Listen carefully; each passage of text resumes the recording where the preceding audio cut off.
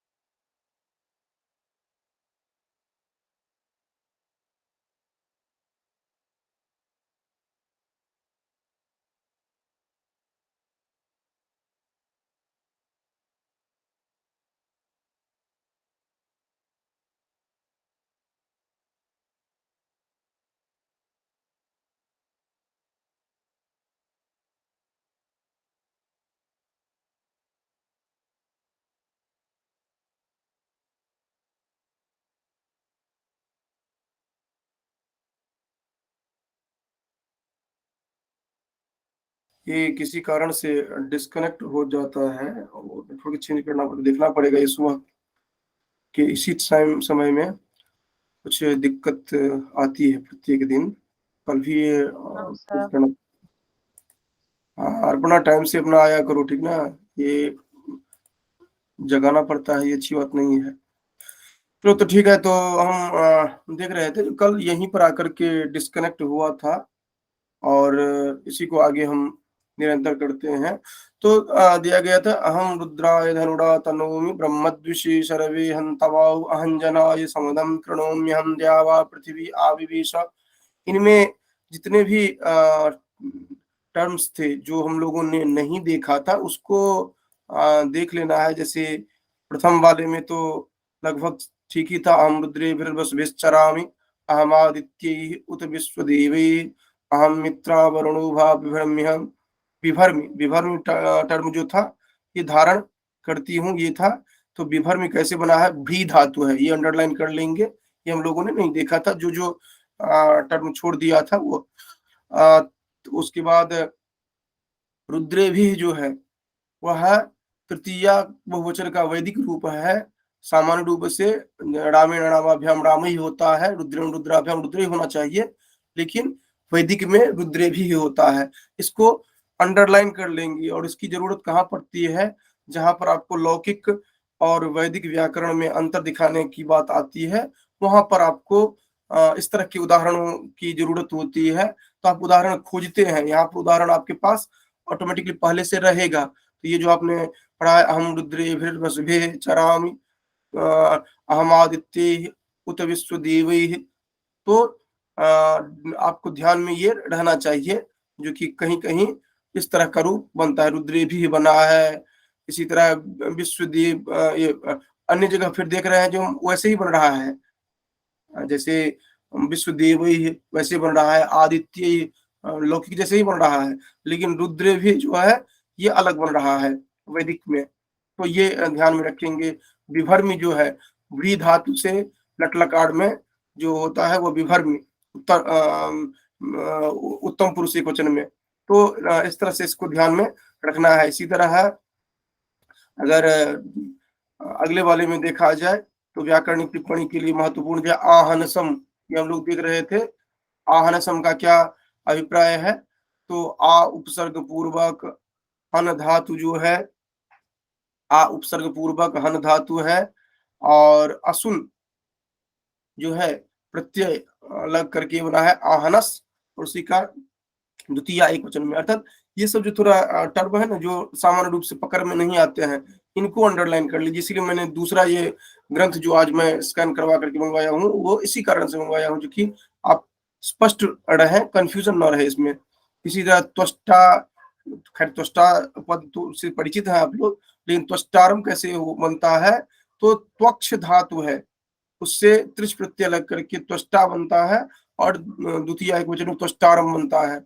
इसी तरह हविष्मतुप चतुर्थी एक वचन में हविष्मते बनता है। सुप्राव्य कैसे बनता है? सुन्नते कैसे बनता है? तो इनमें दो तीन विशेष रूप से अंडरलाइन कर लेंगे, आहनसम, हविष्मते और सुन्नते ना, ये ध्यान में रखेंगे। इसके बाद राष्ट्रीय हमने पहले चर्चा की थी, जो कि यह संपूर्ण विश्व के अर्थ में आता है। और राष्ट्रीय कैसे बनता है? तो राजते, ये जो राज दीप्तो है उसमें स्ट्रन प्रत्यय लग करके राष्ट्र बनता है, और उसमें फिर मतुप प्रत्यय लग कर, मतुप अर्थ में इनी प्रत्यय लगता है, फिर होता है राष्ट्रीय स्त्रीलिंग में। तो ये ध्यान रखेंगे, क्योंकि राष्ट्रपद तो हर कोई जानता है, लेकिन राष्ट्रपद कैसे बनता है ये हम भूल जाते हैं। तो राजदीप तो स्ट्रन प्रत्यय लगता है तो राष्ट्र बनता है, और उसमें फिर मतुप प्रत्यय के साथ इनी लगने पर उसका स्त्रीलिंग बनता, रूप बनता है राष्ट्रीय, इस अर्थ में आता है। तो ये थोड़ा कुछ टर्म है जो आपको साथ साथ जितना आप नोट करके रख सकें, ध्यान में रख सकें, उस तरह से रखिएगा। और साथ में ये भी बता रहा हूँ कि हालांकि मैं जितना भी स्टडी मटेरियल है वो मैं शेयर करता ही हूँ आप लोगों से, लेकिन उस स्टडी मटेरियल के भरोसे मत रहिएगा जो कि वह जो दे दिया गया है उसमें दिया ही है हम पढ़ लेंगे। आप उसको कॉपी पर नोट करिए, क्योंकि मैं वीकेंड में, जैसे अभी संडे होगा तो संडे तक मैं आप सभी का नोट्स जो है स्कैन फॉर्म देखूंगा, क्योंकि आप क्या क्या नोट किए हैं किस किस दिन। तो ये ध्यान रखिएगा, ऐसा नहीं है कि मैं बोल दे रहा हूँ और आप सुन ले रहे हैं। ग्रंथ है, ग्रंथ में आपको शेयर कर ही रहा हूँ, लेकिन जो जो कह रहा हूँ उसको आप नोट करेंगे कॉपी में। जैसे आज के डेट में आपने ये पढ़ा है वाक सूक्त, तो वाक सूक्त में क्या क्या आपने नोट किया है आज के डेट में, वो हमें चाहिए। इसी तरह संगमनी है, संगमनी में जो सम उपसर्ग पूर्वक गम धातु है, लिट प्रत्यय है, उसमें नीस का प्रयोग करते हुए आप जैसे करते, तो ये जितने भी है इनमें संगमनी महत्वपूर्ण है, चिकितुषी महत्वपूर्ण है। इसके साथ साथ आगे हम चलते हैं तो ये अत्ति, अत्ति को अंडरलाइन करेंगे। इसके बाद क्षयंती क्रियापद जो है इसको आप नोट करेंगे। इसके साथ साथ आप आगे बढ़ेंगे। जुष्टम मैंने कल भी चर्चा किया था, तो जुष्टम जुष और तप प्रत्यय है। इसके बाद फिर यहाँ पर मानुषे भी बना है, अंडरलाइन कर लीजिएगा, आपको वैदिक लौकिक में अंतर में आ जाएगा। देवी भी, मानुषे भी, रुद्रे भी, इस तरह का जो रूप बनता है। कृणोमि, ये भी एक बहुत अच्छा उदाहरण रहेगा वैदिक व्याकरण और लौकिक व्याकरण में जो अंतर दिखाने के लिए। करोमि बनता है सामान्य रूप से, यहाँ पर कृणोमि बन रहा है। इसी तरह सुमेधाम जो है सुमेधसम बनता है लौकिक में, यहाँ पर सुमेधाम बन रहा है। तो ये रहेगा ना, तो आपको और कॉन्फिडेंट करेगा, जो कि क्योंकि ये वैदिक और लौकिक में अंतर जहाँ पर पूछा जाता है वो यूपीएससी का हो या फिर यूजीसी का हो, या वैसे भी आपको जानकारी ये रहनी चाहिए। इसके बाद जो और टर्म आता है, ये चूंकि ये हम लोग कल पढ़ लिए थे, इसलिए मैं केवल शब्दों को बता रहा हूँ यहाँ पर। जैसे रुद्राय आप जानते ही हैं, किरणों में देख ही लिया था। हंतवई, हंतवई जो है ये देख लीजिएगा, जो कि हन धातु में तुमुन प्रत्यय लगने पर हंतवई बनता है। सामान्य रूप से क्या होता है, ये हंतुम बनेगा, ये हन धातु से तुमुन हंतुम या और कुछ रूप बनता है, एक बार देख लेंगे, मैं कंफ्यूज कर रहा हूँ। हर धातु से यहाँ पर बनता है हन तवई, अर्थात तुमुन के अर्थ में तवई प्रत्यय का प्रयोग किया जाता है। ये भी एक वैदिक और लौकिक में अंतर को लेकर के एक अच्छा सा उदाहरण आपको मिल रहा है। तो विवेश क्रियापद जो है ये लिट लकार का उत्तम पुरुष का एक वचन है, ठीक है। इस तरह से आप, हाँ, तो यहाँ यहीं से तुम्हें आगे बढ़ना भी था, तो आप पूरा देख लेते हैं। और एक बात और ध्यान रखेंगे आप लोग, जब भी आप लोगों से कोई मंत्र पूछा जाता है, कोई श्लोक पूछा जाता है, तो पूछने वाले का अगला जो टारगेट होता है वो ये होता है कि इसमें क्रियापद क्या है ये बताइए। तो आप जब भी किसी को तैयार करें, कोई श्लोक तैयार करें, कोई मंत्र तैयार करें, तो अनिवार्य रूप से प्रयास करिए जो कि ढूंढने का उसमें क्रियापद कौन सा प्रयोग किया गया है। क्योंकि अगर व्याकरण का कोई होता है तो सबसे पहले यही प्रश्न करता है। तो आप जब ग्रंथ संपूर्ण समग्र रूप से पढ़ रहे हैं तो ये सब बात आपको ध्यान में रहना चाहिए। चलिए आगे अब मंत्र को देखते हैं, क्योंकि ये चूंकि कल हमने पढ़ा था, केवल थोड़ा मंत्र केवल दे दिया गया था आपके सामने में, इस कारण से मैंने आज इसको ये आगे किया। अहम रुद्राय धनुरातनोमि ब्रह्मद्विषे शरवे हंतवाउ, अहम जनाय समदम कृणोम्यहम द्यावा पृथ्वी आविवेश। करें जो कि अहम रुद्राय धनुरातनोमि, अहम मैं जो हूँ वह रुद्र के लिए,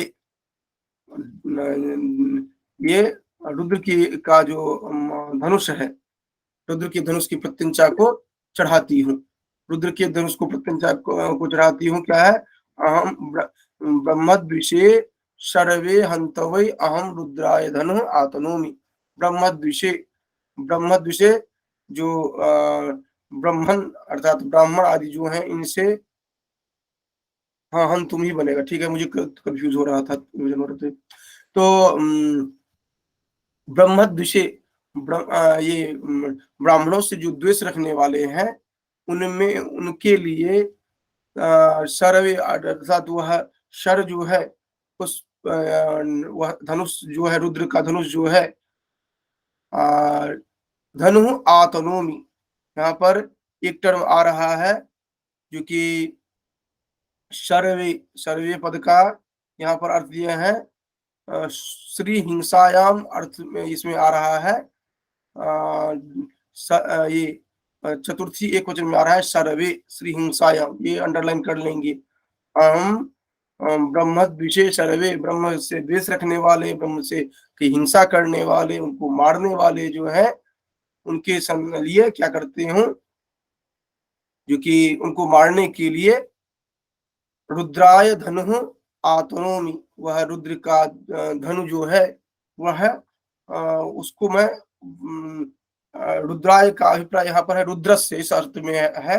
सामान्य रूप से अगर रुद्राय का अर्थ चतुर्थी में लेंगे तब तो इसका भी अर्थ हो जाएगा रुद्र को मारने के लिए, लेकिन रुद्र का अर्थ यहाँ पर रुद्रस्य धनु इस अर्थ में आ रहा है, जो सायण इसीलिए उन्होंने व्याख्यायित किया है। सायण जो भाष्य किया है नीचे में आप देखिए, पुरा त्रिपुर विजय विजय समय रुद्राय अर्थात रुद्रस्य ये अर्थ आ रहा है। तो रुद्राय धनु आतनोमि, अगर आप वैसे अर्थ लेते हैं तो जैसे आपने ब्रह्मद्विषे चतुर्थी में लिया, सर्वे चतुर्थी में लिए, हंतवे लिए, तो अहम, तो अर्थ क्या हो जाता, अहम धनु आतनोमि, किस लिए, जो कि रुद्र के लिए अर्थात रुद्र को मारने के लिए, ब्रह्मद्वेषी हिंसा के लिए, रुद्र को मारने के लिए धनु आतनोमि। अगर आप सायण भाष्य न लें तो आपको ये बात स्पष्ट नहीं होगी कि रुद्राय का अभिप्राय यहाँ पर रुद्रस्य होगा। तो इसीलिए जो भाष्य जो किया गया था उसी को स्पष्ट करने के लिए किया गया था। तो यहाँ पर आप सायण भाष्य का महत्व कितना हो जा रहा है, ये आप स्पष्ट रूप से समझ सकते हैं। और इसको आपको अपने नोटबुक में नोट डाउन करके रखना है आगे के लिए, जो कि भाष्य का क्या महत्व होता है उसका एग्जाम्पल आप दे सकते हैं। बहुत अच्छा उदाहरण है, अहम रुद्राय धनुरा तनोमि ब्रह्मद्विषे सर्वे हंतवाउ। अगर आप रुद्रे का अर्थ रुद्राय नहीं, रुद्राय का अर्थ रुद्रस्य यहाँ पर सायण भाष्य के अनुसार नहीं समझ पाएंगे तो अर्थ का अनर्थ कर लेंगे। यहाँ है रुद्र के धनु को की प्रत्यंचा चढ़ाती हूँ, और आप अर्थ करेंगे रुद्र को मारने के लिए प्रत्यंचा चढ़ाती हूँ।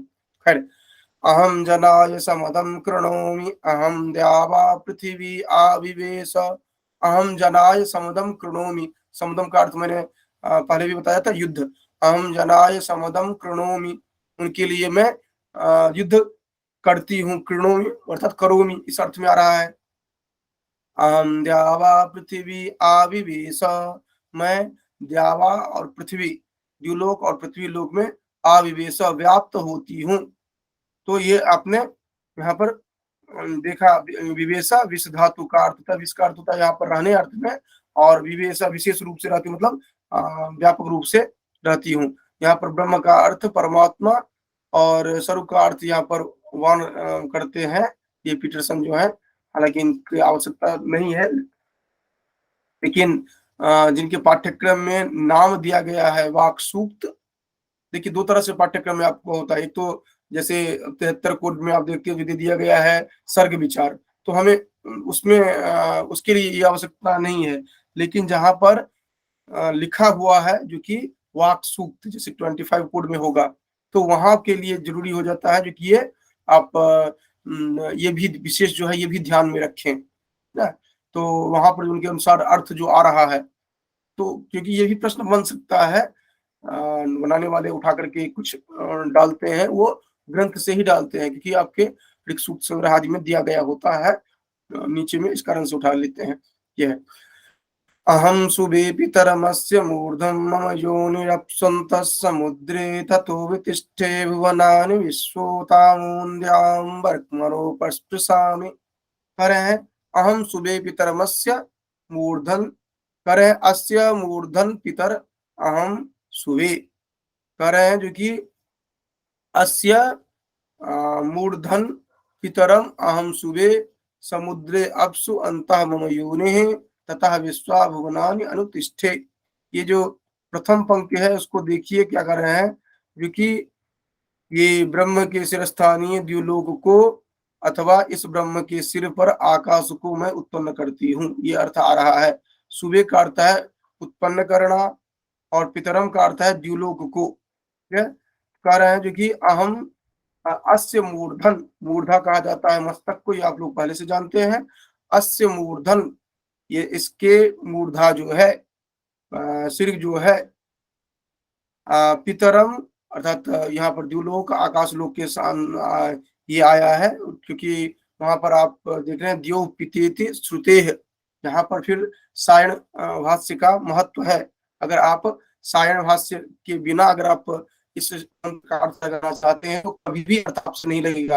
अस्य का अर्थ क्या लेंगे यहाँ पर, अस्य मूर्धन पितरन पितरम अहम सुबे, ये जो दिया गया है यहाँ पर सुबे का अर्थ है उत्पन्न करना, तो लेकिन यहाँ पर अस्य जो दिया गया है, अस्य का क्या अभिप्राय है, अस्य का अभिप्राय यहाँ पर है अस्य पितृ नाम द्योहु, इसके पिता जो है इनके पिता जो है द्यो, उनको वहां पर मैं इसको उत्पन्न करती हूँ। अप समुद्रे अपसु अंतः मम योनि, समुद्र में अपसु अर्थात अप जो है वह जल है, अब सप्तमी वचन में अपसु जल में, जल के अंतः अर्थात आंतरिक भाग में, मम योनि मेरा उत्पत्ति स्थल है। क्या है, तो समुद्रे अपसु अंतः मम योनि, तो उत्पत्ति स्थल कहाँ पर है, तो यह जल के आंतरिक भाग में। ततः विश्वा भुवनानि अनु प्रतिष्ठे उत अमूम द्याम वर्ष्मणाम उपस्पृशामि। ये जो है इसका अर्थ ठीक से देख लीजिए, क्योंकि ये थोड़ा सा क्लिष्ट है, आपको समझने के लिए कह रहे हैं। जो कि वहां पर अस्य जो हमने लिया था वो अर्थ ब्रह्म के संदर्भ में था, जो कि ब्रह्म के जो मूर्धन है अर्थात सिर है, मस्तक है, अर्थात ऊपरी भाग जो है, आकाश जो है, उस आकाश को मैं उत्पन्न करती हूँ। कहने का अभिप्राय सीधा सा है कि अस्य मूर्धन अहम सुवे का पितरम अहम सुवे का अभिप्राय है, जो कि ब्रह्म का आकाश, ब्रह्म के सिर पर वह आकाश जो है उसको मैं उत्पन्न करती हूँ। मेरा उत्पत्ति स्थल जो है वह समुद्र के अंत स्थल में है। ठीक, इसके बाद आगे कहते हैं जो कि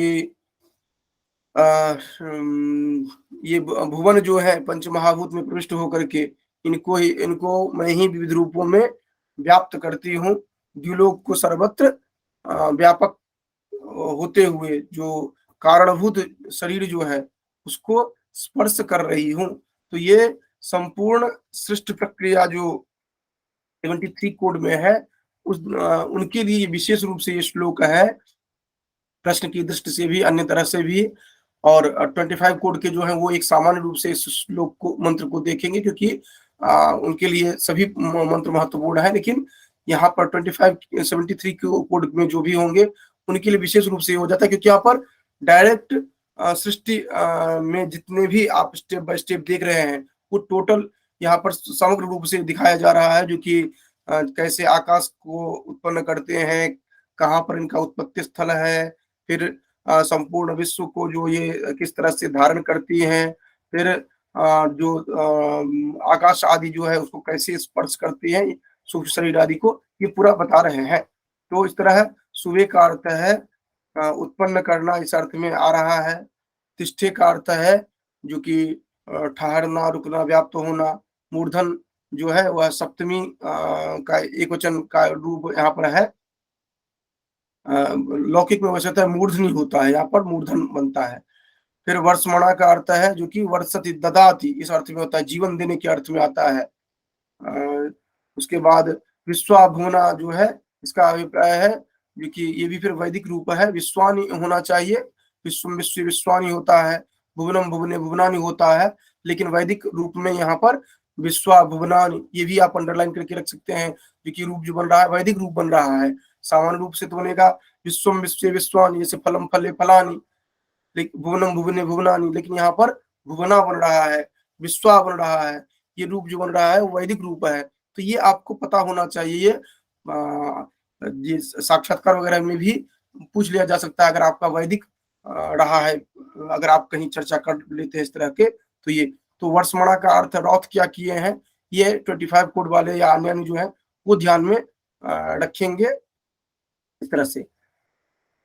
तो लेकिन एक बात ये भी बता दे रहा हूँ कि जब मैं कह रहा हूँ जो कि 25 वाले ध्यान रखेंगे, तो इसका अर्थ ये नहीं है कि 73 कोड वाले को नहीं पूछा जा सकता है, क्योंकि पाठ्यक्रम में पूछा जा सकता है, लेकिन उनको पूछने का चांस कम बन जाता है, क्योंकि उनका स्पेसिफाइड कर दिया गया ये चीजें है, इस कारण से।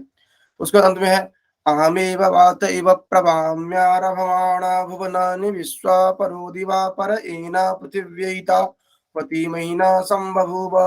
करे अहम एव विश्वा भुवनानि आरभमाणा वात इव प्रवामी, अर्थात वायु के रूप में, अर्थात समस्त विश्व को जो आरंभ जिससे होता है, जिसका जीवन प्रारंभ होता है, उस वायु के रूप में मैं ही बहती हूँ। दिवाह परह एना पृथिव्या परह महीना एतावती संबभूव, और इसके साथ साथ जो द्युलोक पृथ्वीलोक में जो ये समस्त परिमाण वाले जो विस्तारित जो होते हैं वो मैं ही होती हूँ, अर्थात मैं ही समस्त लोक में ये वायु आदि जो है पंच महाभूत आदि को उत्पन्न करते हुए, जो पिछले मंत्र में आपने देखा उसको उत्पन्न करते हुए वायु के रूप में प्रवृत्त होती हूँ। ये पंच महाभूत की बात जो यहाँ पर की जा रही है वो पिछले मंत्र से की जा रही है, जो कि वायु के रूप में प्रवृत्त होती हूँ। और क्या होता है कि ये वायु के समान सर्वत्र में व्याप्त होती हूँ, साथ साथ इस पृथ्वी लोक और उससे परे उसके उससे अतिरिक्त भी जो है, क्योंकि पृथ्वी लोक ही केवल नहीं है, इसके अतिरिक्त जो आप अन्य अन्य लोग कह रहे हैं, वहां भी मैं अतिक्रांत होती हूँ और मेरी महिमा जो है वह अत्यंत परिमाण वाली हो जाती है, बहुत विस्तृत हो जाती है। ये हो गया सूक्त इस दृष्टि से, अर्थात वैदिक सूक्त जो आपके पाठ्यक्रम में लगा हुआ है इस दृष्टि से। लेकिन अगर आप वाक सूक्त को और विस्तार में जाएं तो भाषा दर्शन जो है उससे आप जोड़ करके देख सकते हैं। आप वाक्यपदीयम ग्रंथ पढ़ेंगे, उस दृष्टि से आप वाक सूक्त को देख सकते हैं।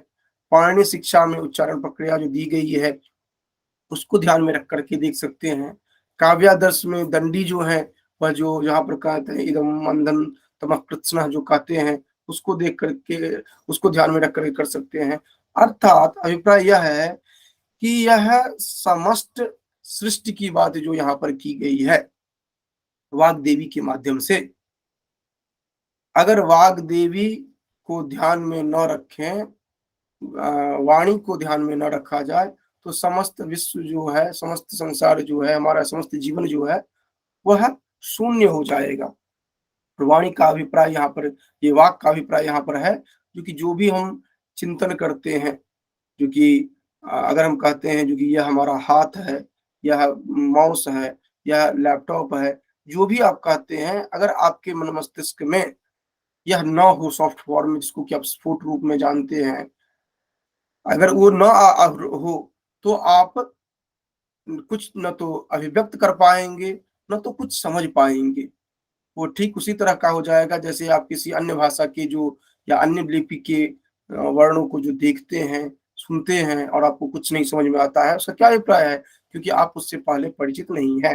कल्पना करिए कि किसी भी भाषा के वर्ण, किसी भी भाषा के शब्द, किसी भी कोई भी भाषा आप ना जानते हो तो आपका जीवन किस तरह का होगा? क्योंकि सांकेतिक भाषा जो है वह सांकेतिक भाषा भी एक भाषा के रूप में आपके पास होती है। आप कुछ भी नहीं जानते हैं तो आप अपना जीवन नहीं चला सकते हैं। उस दृष्टि से जब देखेंगे तो आपको वाक सूक्त जो है इसका महत्व और भी समझ में आएगा। पाठ्यक्रम में जो है वो तो है ही, उसको तो पढ़ा ही रहे हैं। उसके अतिरिक्त आप इन जो सूक्तों के महत्व जो है उनको आप समझने का प्रयास करिए।